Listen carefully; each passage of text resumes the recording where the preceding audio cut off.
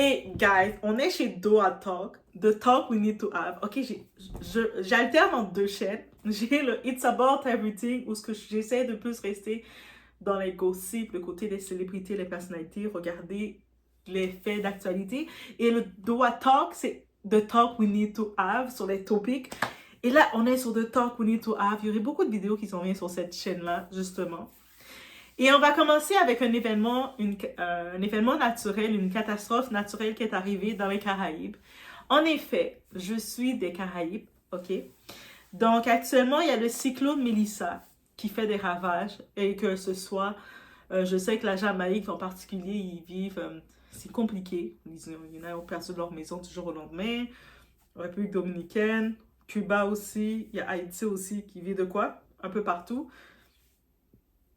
Et c'est une réalité.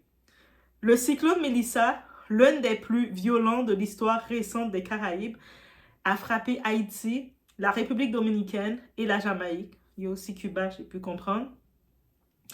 Des familles entières ont tout perdu, maisons détruites, routes effondrées, coupures d'électricité, manque d'eau potable. Et au milieu de tout ça, on va voir ensemble, il y a une touriste américaine, oui, qui devient virale. Oui, pendant cette période-là, on va se dire, mais qu'est-ce qui s'est passé avec elle? Non pas pour avoir offert son aide, c'est pas comme ça, elle est arrivée en Jamaïque pour avoir des vacances, on peut imaginer, et là, elle subit le cyclone. On va penser qu'on la voit en train de prendre de l'eau, distribuer de l'eau, d'être active. Non, pas pour ça.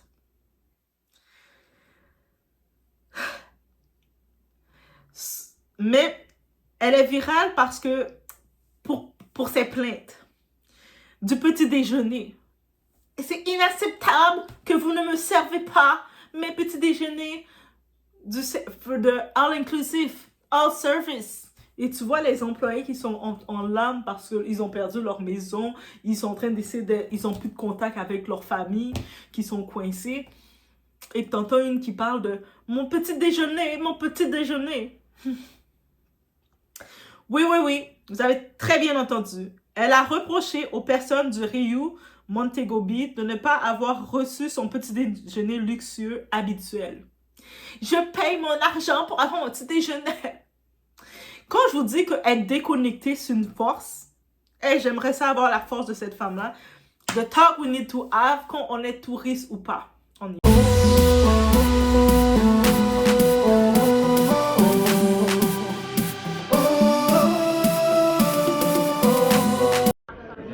So we're out here trying to survive Melissa, and this is what they're feeding us, bro.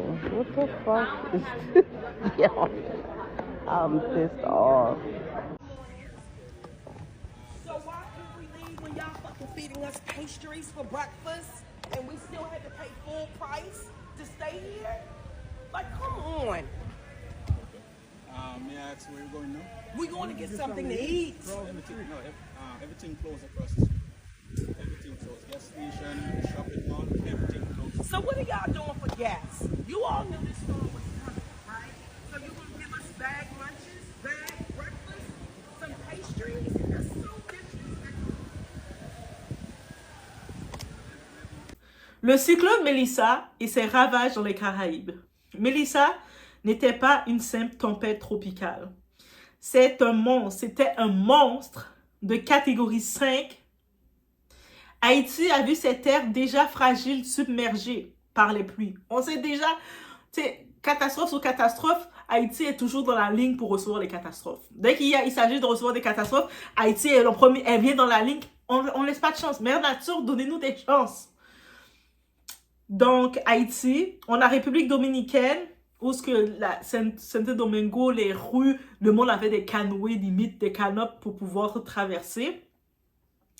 Des villages entiers ont été coupés du monde et la Jamaïque a essuyé des vents de plus de 250 km/h. Et 250 km/h, ils ont reçu comme vent. Des toits arrachés, des infrastructures détruites, des familles sans abri, pendant que les Jamaïcains tentaient de reconstruire un minimum de stabilité, rechercher leurs proches, s'assurer que leurs proches sont en sécurité. Certains touristes, eux, pensaient encore en mode vacances all inclusive. Eux autres, c'est encore yeah man, yeah man. C'est comme, est-ce qu'on peut être sensible à ce qui se passe autour de nous? Est-ce qu'on est tellement déconnecté que me, myself and I? Voyons donc. Et c'est là qu'on doit parler d'un mot souvent mal compris, l'empathie. On ne parle pas de sympathie, mais l'empathie. Et là, je vous dis, c'est quoi l'empathie? L'empathie, ce n'est pas seulement ressentir la douleur des autres. C'est savoir sortir de soi-même, comprendre que le monde ne tourne pas autour de ton confort personnel. Quand tu vois des gens qui ont peut-être perdu leur maison, qui continuent malgré tout à travailler pour te servir un petit déjeuner, même si ce ne sont que des viennoiseries, la moindre des choses, c'est un merci, pas un scandale sur TikTok qui tu prends ton téléphone, oh my God, oh my God. Et en faisant ça, elle se disait vraiment qu'elle réclamait d'avoir l'attention, que le monde il soit empathique à elle. On ne te demande pas d'ouvrir tes veines, mais juste un peu de décence. Et là, on en vient avec voyager, c'est un luxe. Voyager pendant la saison des cyclones, un risque à connaître.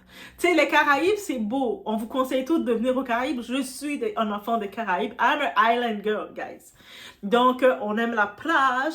On aime boire notre petite boisson, l'eau de coco avec la petite paille. On aime se promener pieds nus, comme marcher pieds nus dans les rues. On aime tout ça.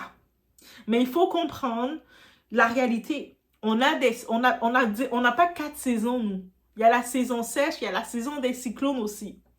Les Caraïbes, c'est magnifique. Je vous le dis, c'est magnifique. Mais il y a une saison cyclonique qui s'étend généralement de juin à novembre. Tu sais, juin, ça commence, c'est tranquille. Mais vers le octobre, novembre, c'est là que c'est un petit peu plus... Les cyclones commencent à être plus excités.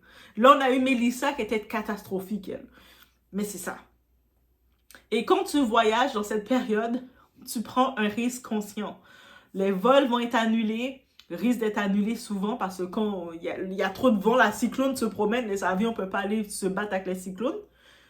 Les infrastructures endommagées, donc les routes deviennent plus compliquées. Coupure d'électricité et autres choses, d'autres intempéries. Donc, venir crier au scandale quand la nature frappe, c'est une forme d'irresponsabilité touristique. Tu ne mérites pas de voyager, rendu là. Tu ne peux pas demander au personnel local de braver la mort pour maintenir ton buffet à volonté. C'est insensible. C'est who raised you?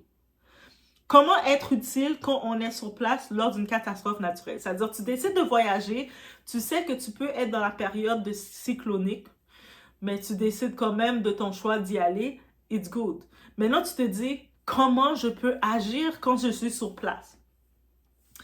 Si tu es coincé sur place pendant une catastrophe, voici ce que tu peux faire. De un, c'est sûr que tu te mets en sécurité, avant tout.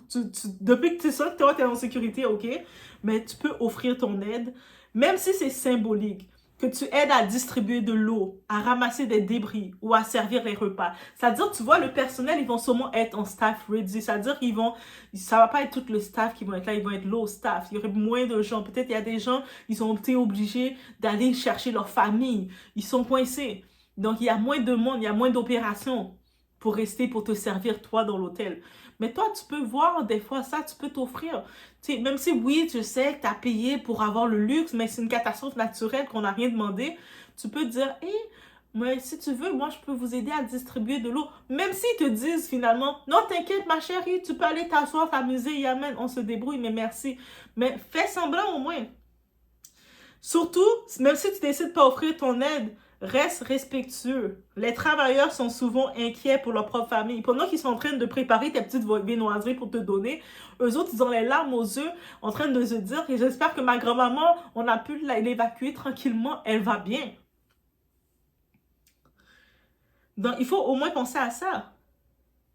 Ne monopolise pas les ressources. Partage, reste calme et patient. Le temps que si toi, ça va bien, t'es en sécurité dans ton petit espace, tu es en train de manger tes viennoiseries, je sais que tu ne manges pas le bon steak, le bon chose que tu déjeunes, mais sache que eux autres, ils sont déjà réduits sûrement en équipage dans leur équipier Et il y a d'autres personnes qui ont peut-être d'autres types d'urgences qui doivent donner le temps à d'autres personnes.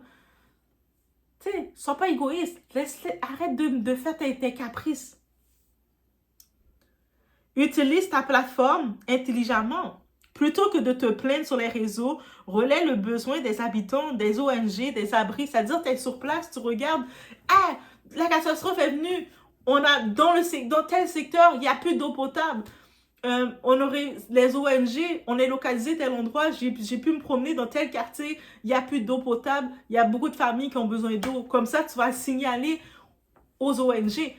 Au moins, tu vas devenir viral, mais d'une bonne façon. C'est ça le vrai voyageur conscient, parce que voyager, c'est une responsabilité.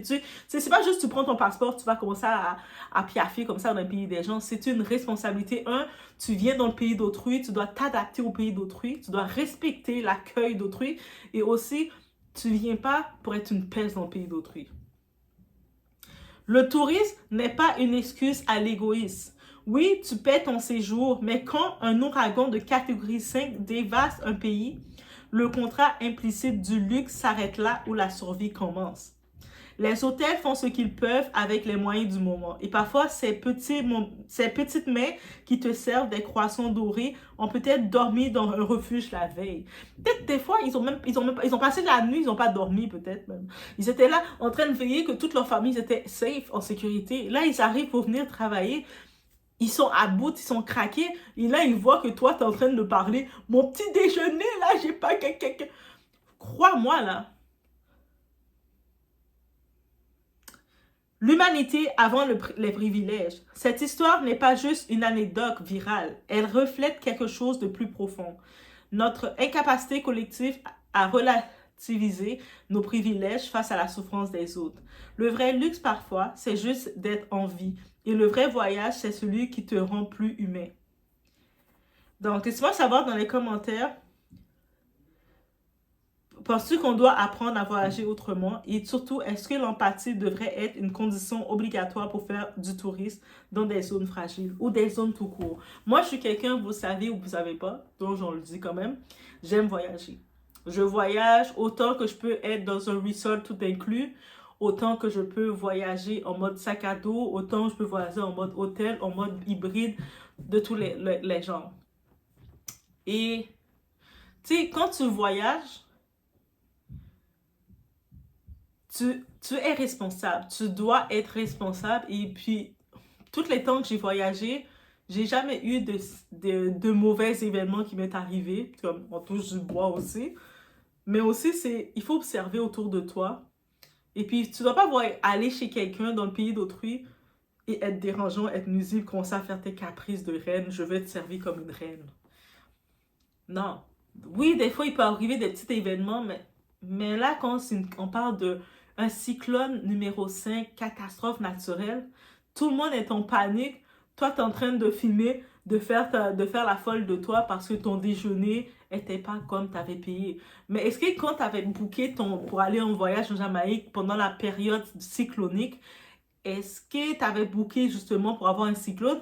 Moi, j'ai booké, je veux un cyclone. Tant qu'à ça, là, si tu sais que tu veux pas prendre de chance, va pas faire de voyage dans la période cyclonique aux Caraïbes. Vas-y pas. Parce que les cyclones, on ne le sait pas c'est quelle force qu'on va avoir. Est-ce que tu penses que l'hôtel, il savait que quand tu l'as réservé ton séjour avec eux, que ah ouais, Mélissa, là, cyclone force 5, elle va venir là, elle va faire un ravage. Oh oui. Ils avaient des vents de 250 km/h. Ça veut dire, t'entends le vent faire... T'entendais ça, là? Les toits de maison, t'es assis comme ça, tu regardes par la fenêtre, tu vois un toit de maison qui vole dans les airs comme ça, t'es comme, oh, c'est ça, là. Est-ce que tu t'imagines? Et puis, ils ont pas annoncé le nombre de morts qu'ils ont eu, mais c'est catastrophique comme ça. Des endroits, le monde prenait des canoës, des petits canops, et puis ils étaient en train de voyager dans les rues, aller chercher leurs enfants, aller chercher leurs trucs, faire leurs courses dans les épiceries. C'est ça qu'ils avaient, là. C'est-à-dire que, crois-moi, ton petit déjeuner, déjà, ils t'ont servi qu'est-ce qu'ils pouvaient te servir. Et s'ils n'ont pas eu le temps d'aller chercher, préparer toutes leurs choses, ils étaient en staff réduit. t'as fait dur, là, c'est sûr que t'es devenu viral, mais pas pour les bonnes raisons. Bref, laissez-moi savoir ce que vous en pensez et qu'est-ce que vous aurez fait si c'était vous qui étiez en Jamaïque. Tu sais, des fois, on se dit peut-être je réagis différemment, mais laissez-moi savoir aussi. On se retrouve au prochain. I don't know if I fix the airport so the people can go in them yard because frankly I'm tired of them. And you know the funny thing is it's not the people I'm comparing now, it's the ones that look like us that are complaining and I do the most. I do the most. So guess what? I'm gonna fix the airports and I'm going to yard. And as for ungrateful people, don't come back. We don't need any money, we don't need any family. Please me, everyone, don't come back. It's when things are up and running again, don't come back. And if they do come back, I hope my ancestors them know what to do with them. You guys are rude and you guys are disrespectful. Please me, everyone, do not set foot on the next flight to Jamaica. There's so many other countries to visit, don't come back. Because we don't treat you well, don't come back. And us Jamaicans too, we're going to be enough of forgiving. I'm not telling you this. It's when time I'm going to see them in them country and then I deal with them certain type of way, leave them. Because like I say, if you check the persons that are complaining and the person where they do the most, it's not them. People them do the most. It's the ones them will look like me. Since when I see them in them country and I deal with them which you want away, man, I know business and not enough. Leave them alone. And I'm saying go on the yard and don't come back. Do not come back.